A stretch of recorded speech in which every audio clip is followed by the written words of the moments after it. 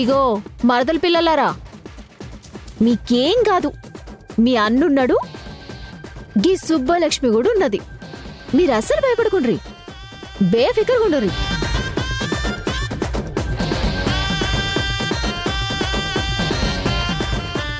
ఏంది పెనిమిటి, ఈ మధ్య మస్తు రంగొచ్చినట్టున్నావు. కాస్త స్టైల్గా మంచిగా తయారైనావు. మస్తుగా ముద్దొస్తున్నావయ్యా.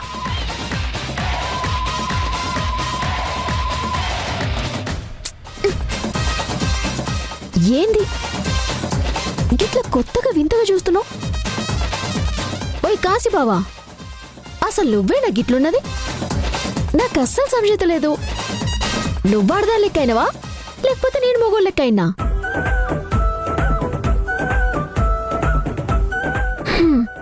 నేను నిన్ను మస్తు మిస్ అవుతున్నా బావా. నాకు మస్తుగా గుర్తొచ్చినావు. మరి నీకు?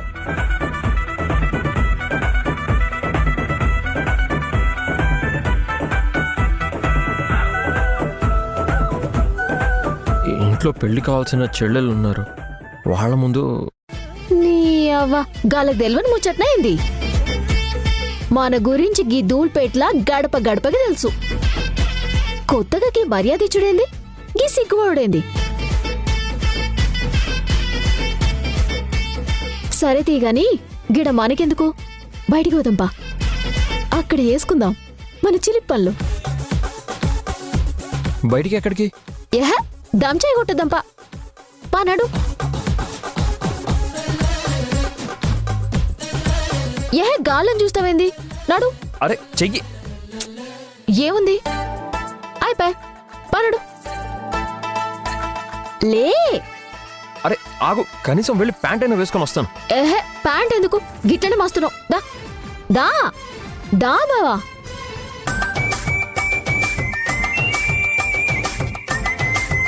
అన్నకేమో ఏది యాదలేదు. ఈ సుబ్బలక్ష్మి ఇడిసే రకం కాదు. ఏమైతుందో ఏందో. బా బా బా గిదే గిదే గిదే ఆపు.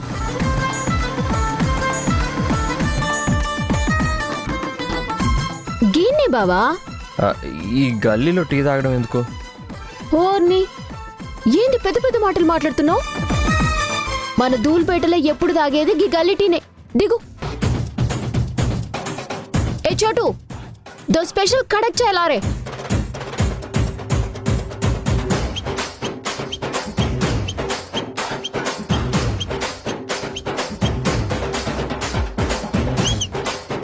రా బావా, గాఢ నిలబడ్డవేంది?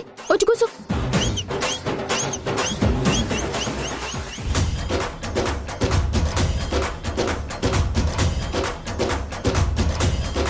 అరే చోటు, జల్దీ దేరా బాయ్.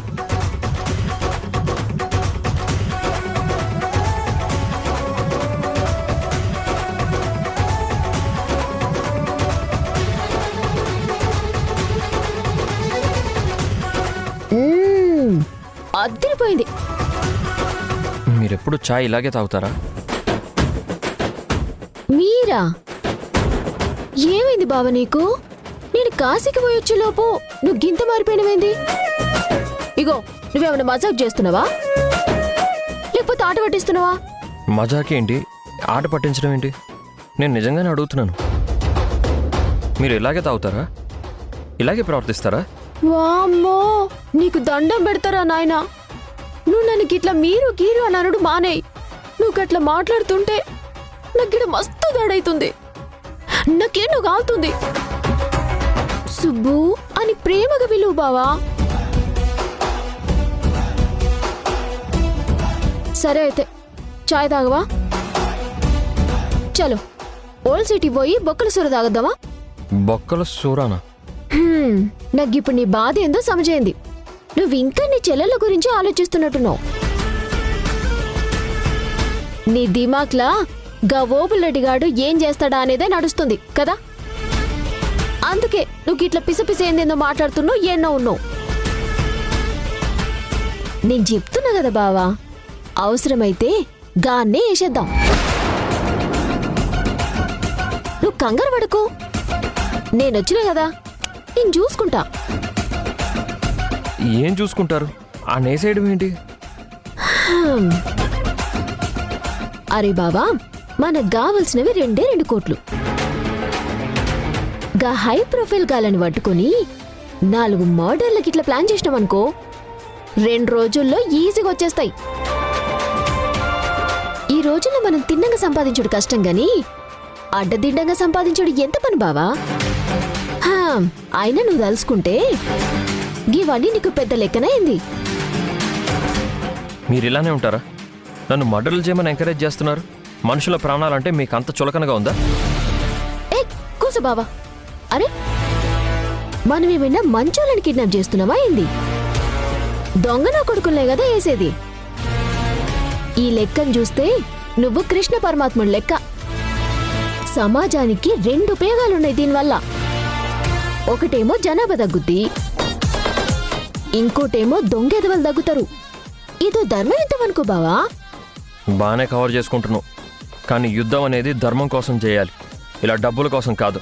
ఓ నాయనో, నేను కాశీకి పోయి వచ్చిన సంది నువ్వు గిట్లా మాట్లాడుతున్నావేంది? ఏదైనా బోధ వృక్షం కింద పోయి కూర్చున్నావా ఏంది? మస్తు నీతిని వాళ్ళిస్తున్నావు కదా. మరి 2 కోట్లు ఏడు నుంచి వస్తాయి? ఏదో ఒక లీగల్ వేలో చూసుకుందాం, కానీ ఇలాంటి మర్డర్లు గిడ్డర్లు అంటే నాతో కుదరదు. ఇదే విషయం నేను మా అమ్మకు కూడా చెప్పాను. బావా, నీకేమైనా దిమాగ్ గిట్ట ఖరాబ్ అయిందా? నువ్వు మీసం వచ్చినప్పటి నుంచి రౌడీవి, ఇప్పుడు కత్తి పట్టారంటే ఎట్లా? నాకు అసలే మూడ్ బాగాలేదు, నేను ఇంటికి వెళ్తున్నాను.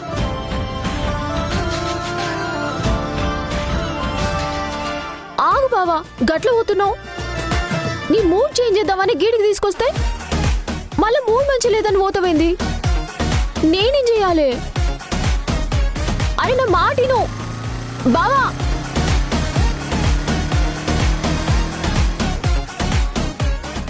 ఏమైంది ఇడికి? అసలు నా మాట ఇంటలేడు, నన్ను గిట్ల వదిలేసిపోతుడు. అసలు ఇది నా పెనిమిటి కాశీగాడేనా, లేకపోతే దీని గిట్ల దయ్యం ఏమైనా పట్టిందా? ఏయ్, నిన్ను ఇడిచిపెట్టేదేలే.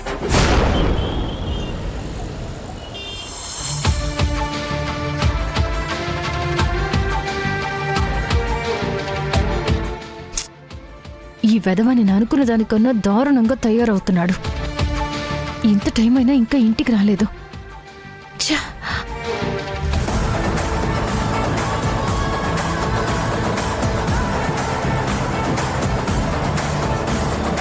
హాయ్ సింధు.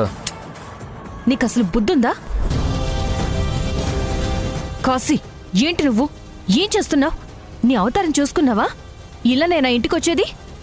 ఏ అబ్బా, నేను యష్ని కాదు, కాశీని. నువ్వు గీంత గొంతేసుకొని ఉర్రితే భయపడినీకి నేను నీకు భయపడా. ఏం చేస్తావు? నా మీద పోయి ఊరికన్నా చెప్తావా ఏంది? నువ్వు ఊరికి చెప్పలేవు. ఒకవేళ నువ్వు చెప్తే నేనేం చేస్తానో నీకు ఎరికే.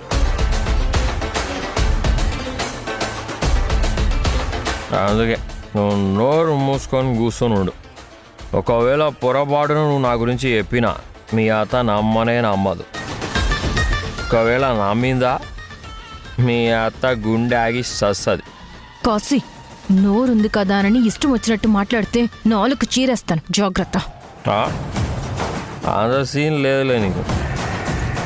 నీకు నన్ను భరించుడు తప్ప ఇంకో ఆప్షనే లేదు, తెలిసిందా? రే యష్,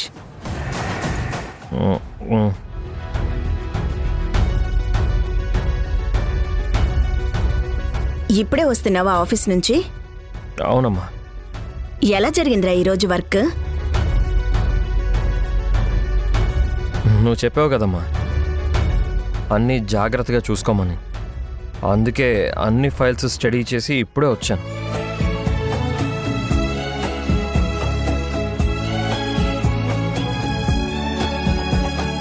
ఇంక నువ్వేం దిగులు పడకమ్మా, అన్నీ నేనే దగ్గరుండి చూసుకుంటున్నాను.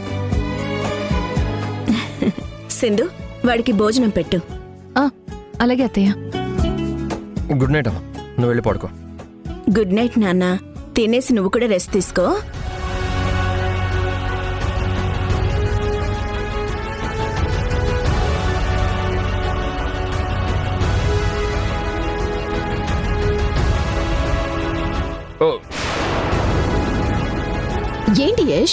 ఏంటి అలా తూలుతున్నావు?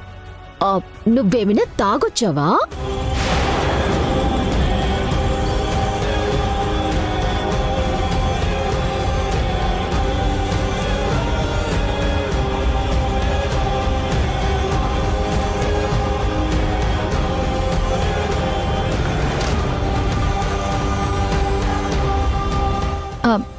తాగి రావడం ఏంటి మధు? ఏం మాట్లాడుతున్నావు నువ్వు?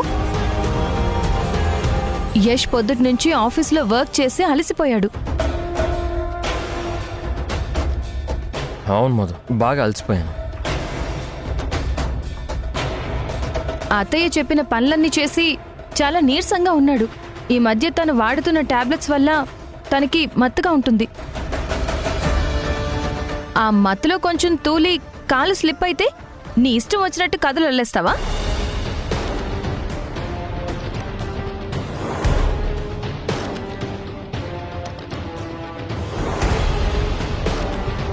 ఎందుకు మధు ఏదేదో ఊహించుకుని ఇంట్లో ప్రశాంతత లేకుండా చేస్తావు?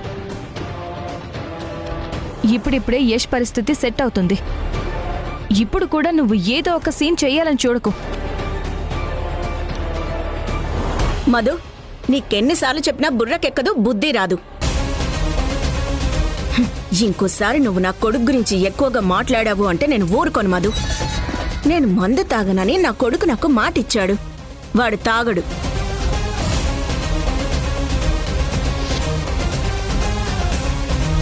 ఈ ఇంట్లో నువ్వు ఉండాలి అనుకుంటే నా కొడుకు జోలికి రాకు. ఇది బాగా గుర్తుపెట్టుకో.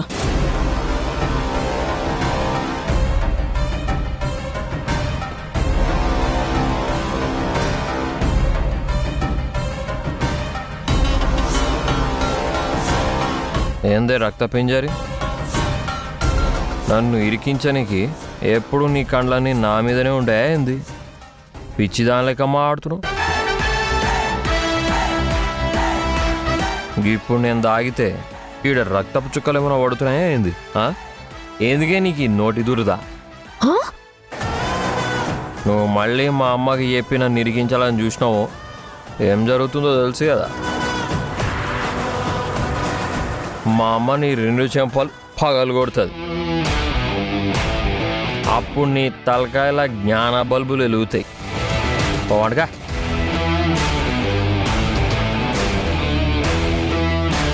యష్, నువ్వు లోపలికి పద. నువ్వేంది బోవ పెట్టవా? అమ్మను విలువాలనా? నీ రూమ్కే తీసుకొస్తాను. మర్యాదగా పద.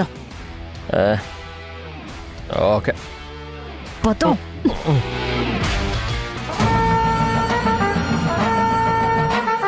ఈ దమయంతి కళ్ళేమైనా కాకులు ఎత్తుకుపోయా?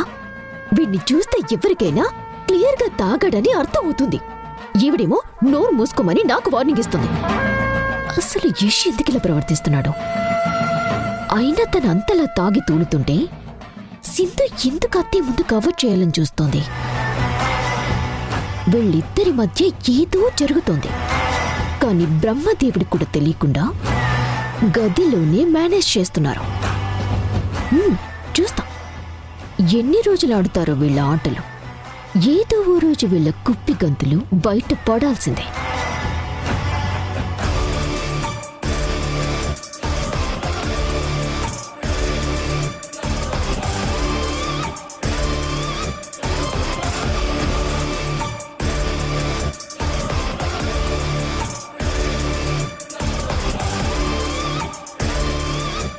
సుబ్బు సుబ్బు సుబ్బు ఏడున్నవేను సుబ్బు? ఏ కాశీ, లే. నిన్ను మా గదిలోకి రావద్దని చెప్పానా? నా బెడ్ మీద అస్సలు పడుకోవద్దని చెప్పాను కదా. మర్యాదగా లే. సుబ్బు కాశీ, నువ్వు లేచి గెస్ట్ రూమ్ లోకి వెళ్తావా లేదా? సుబ్బు సుబ్బు చి చెత్త వెతవా, తాగొచ్చి పిచ్చి వేషాలు వేస్తున్నాడు. I love you Subbu, I love you Subbu. ఏంటమ్మా, నాన్న ఎవరి పేరు పిలుస్తున్నారు? సుబ్బు ఎవరమ్మా? అదా, ఏం లేదు నాన్న. మీ నాన్న మార్నింగ్ నుంచి ఆఫీస్లో చాలా వర్క్ ప్రెషర్లో ఉండి బాగా డిస్టర్బ్డ్గా వచ్చి పడుకున్నారు. నేను స్నానం చేసి రమ్మన్నాను. బాత్రూంలో సోప్ లేదు. నేను కిందకి వెళ్ళి తీసుకొచ్చే లోపు ఇదిగో ఇలా నిద్రలోకి జారుకున్నారు. అందుకే సబ్బు సబ్బు అని కలవరిస్తున్నారు. అవునమ్మా, కానీ నాన్న లేచేటట్లు లేరు కదా. అవునమ్మా, ఆయన ఇప్పుడే లేచేటట్లు లేరు. పదండి మనం వెళ్ళి గెస్ట్ రూమ్లో పడుకుందాం. అది కాదమ్మా, మేము నాన్న దగ్గరే పడుకుంటాం.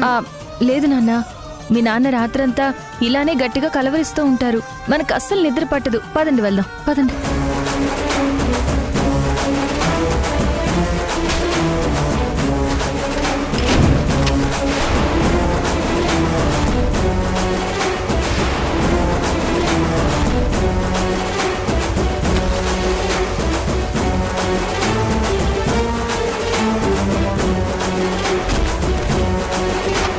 పదండి.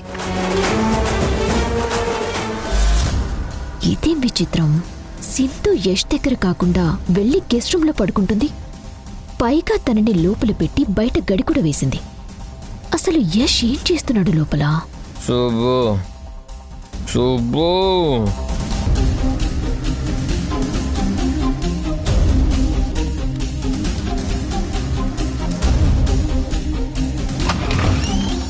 Love you Subbu, love you.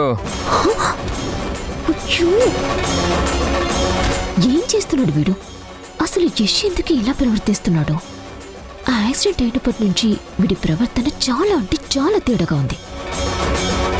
మాట తీరు మారిపోయింది, మనిషి మారిపోయాడు. తాగుడు అలవాటైంది.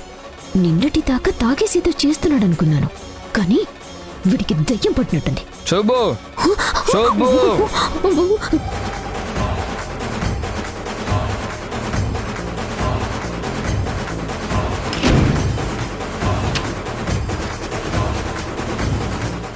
అతయ్య అతయ్య, ఒకసారి రండి అత్తయ్య, ప్లీజ్, మీకు ఒకటి చూపించాలి.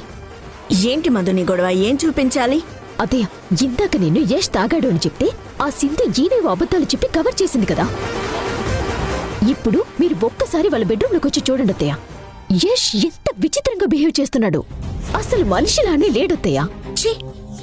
వేరే వాళ్ళ బెడ్రూమ్లోకి వెళ్ళి తొంగి చూసే అలవాటు నీకుందేమో కానీ నాకు లేదు.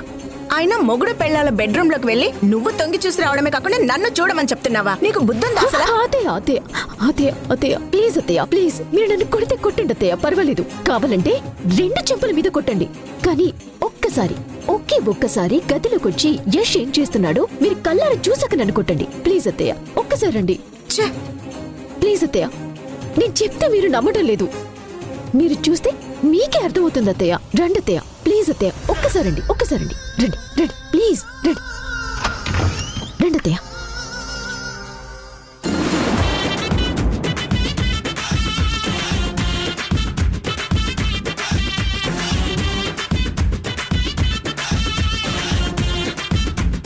ఇప్పటిదాకా ఆ దిండును పట్టుకొని ముద్దులు పెడుతున్నాడు అత్తయ్య.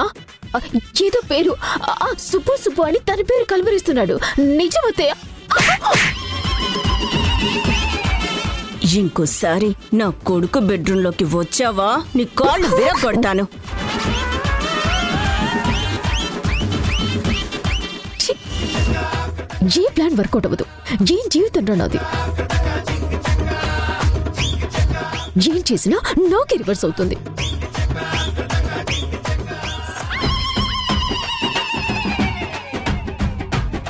ఇంతకేదో ఫ్లోలో 2 చెంపుల మీద కొట్టండి అని అన్నాను. నిజంగా కొడుతుందా ఏంటి?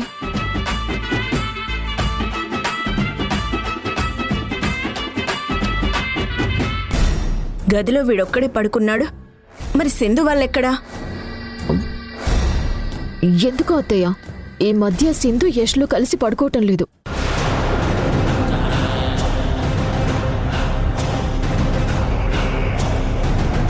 రోజు యష్ ఆరాధ్య రూంలో పడుకుంటున్నాడు.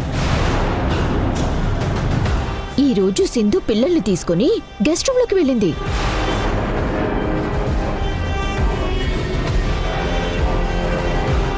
సింధు ఎందుకు వీడికి దూరంగా పడుకుంటుంది అసలు?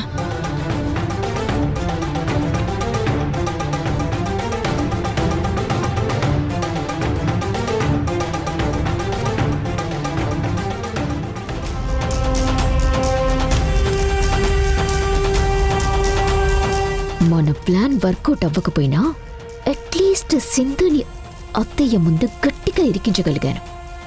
ఇంకా అత్తయ్యే సింధు సంగతి చూసుకుంటుంది.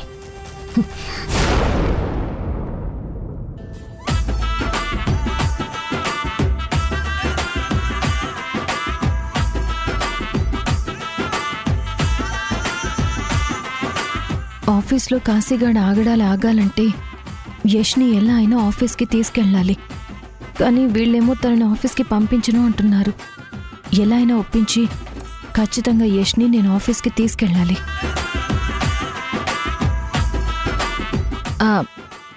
నమస్తే అండి, కాశీని ఆఫీస్కి తీసుకెళ్ళడానికి వచ్చాను. అమ్మా, నా మాట విని అన్నని సింధు మేడంతో పంపియమ్మా. అవునమ్మా, ఇక రౌడీ పనులు అన్నతోటి కాదు గాని సింధు మేడం తోటి ఆఫీస్కి పంపించేయి.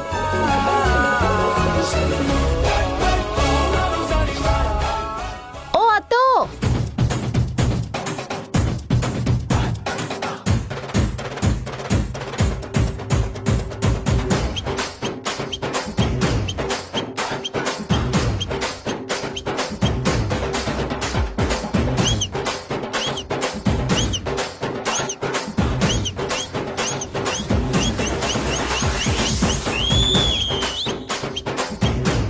ఎవరితోనూ ఇంత మాస్గా ఉంది?